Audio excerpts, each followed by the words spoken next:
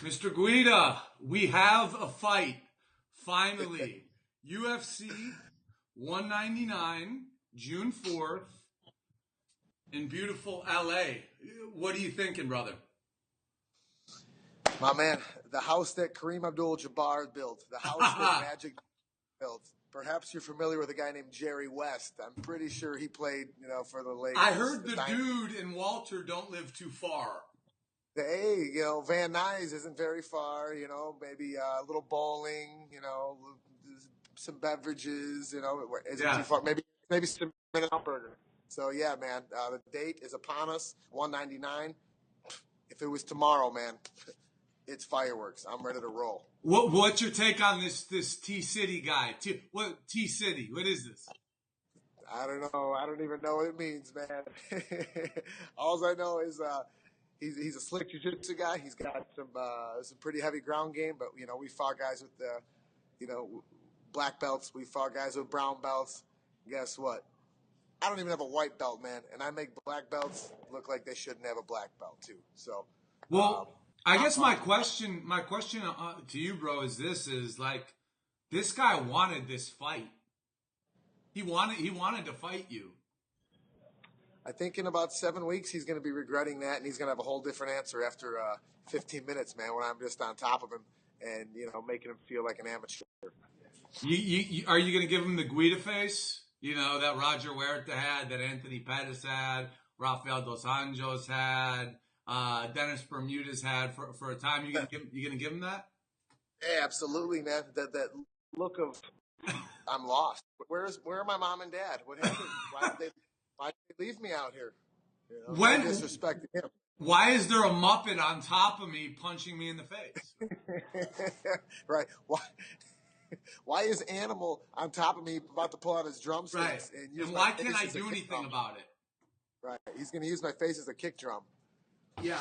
So, I guess in all seriousness, this guy's been very durable, right? He's been involved in a lot of wars, so he definitely is a tough kid, but he doesn't come out and take it to people. So, being the veteran that you are, we're not getting into game plan stuff here, but this kid's battle tested up to this point. What are you going to do to him? Just take it to the next level? Absolutely, John. You make a great point, and he's been through a few wars. In the few fights he's been in, he's been able to endure some shots. We've seen hit blood. We've seen his opponents bloody, and he's come out the victor because he stayed patient, and he knows what he's good at, and that's submissions. He's got some decent, but.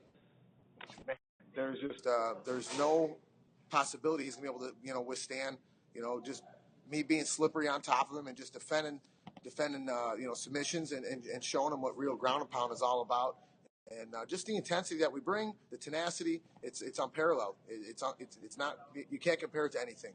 I know he fought Tavares, who just he sewed me up in 30 seconds. That's in the past. That's behind me. I'm looking forward, man. I'm moving on to bigger, better things. What did you learn from that, Clay? Because that's what the fans are talking about, right? Guida this. What did you learn from the Tavares fight? Yeah, patience. How long have I been doing this? Patience, and things will develop. Right. He's going to think his submissions are going to develop, but guess what? Your submissions go out the window when you got these things in your face, man. Right. So when you fought Tavares, you were just so amped, you rushed into it, you made a mental mistake, and that was that. Yeah or no? That's as simple as it is. That's as simple as it is, man. When you're in this game for so long, look at some of the, I'm not saying, I belong up there with some of the greatest. Eventually I will be, but, sometimes guys get caught. You know what I mean? I don't even know. I lose track of how many fights I have, but, eventually you're going to get caught. No excuses. Tavares was a better man that night. Guess what? I'm going to be the better man in 7 weeks on June 4th when it counts. So, Clay, what do you say to people, and there are people saying it, that Clay Guida's done. Clay Guida's not what he used to be. Now it's just kind of novelty. What do you say to those people? What do you say? Yeah. Here's the thing. I don't get caught up. I don't believe in haters because it just motivates me. When people say the word done, when people say the word no, it makes me want to go to that next level. It wants me to just show them that the underdog can never be counted out, that the guy that's not the toughest, not the brightest, but not the fastest, but I can go out there because I got this, man, and I got the willpower, and I'm going to make it happen out there. So have you lost anything? Have you lost anything in your mind? I haven't lost a step, man. I'm just getting going in this game. I'm 40 fights deep, and I say the best is yet to come, and I truly believe that. And you guys are going to see this play out. You're going to see an amazing fight, and we're going to set the stage for that main card of UFC 199, who has some amazing veterans, some amazing fighters on it, and we're going to be the ones that set the stage and set fireworks off, man. In LA, it's going to be unreal. What do you have to say to him, a guy who wants to fight you? Like I'm him right now. He wants to fight you. Right. Bring it on. Bring it on. He's fun to watch fight, but he's never fought an animal like me. I respect the fact that he's a young man and he is calling out a veteran like myself. I tell you what, to me, that is a kid that wants to get better. But guess what? You called out the wrong dude, Mr. Ortega. Why? What are you going to do?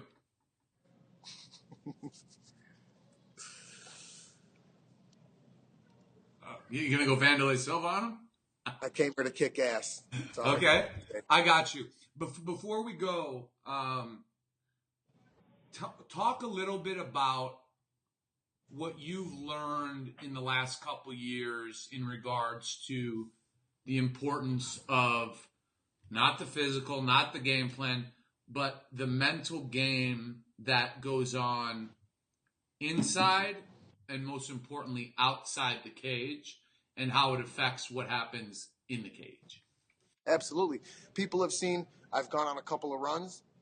We've had number one contender fights, and I've come up short. I've been on some pretty impressive streaks, and I come up a little bit short. And then you've kind of seen this.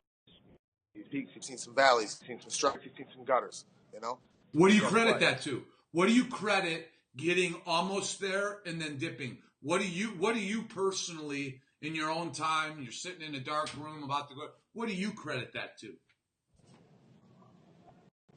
Maybe getting complacent. Okay. If I'm honest with myself. Maybe I got complacent, and guess what? I don't turn back the clock to look at the negative things. Right. I turn back the clock to change things and change myself because I'm moving in the right direction. I'm marching on like a soldier because I know what I was put here on this earth to do. And that's entertain people in a positive way. I'm here to change people. I'm here to let people know that the underdog should never be counted out, man. Things are going to change, and guess what? My hand's going to be raised, and it's going to be an amazing fight. We're both going to go out there.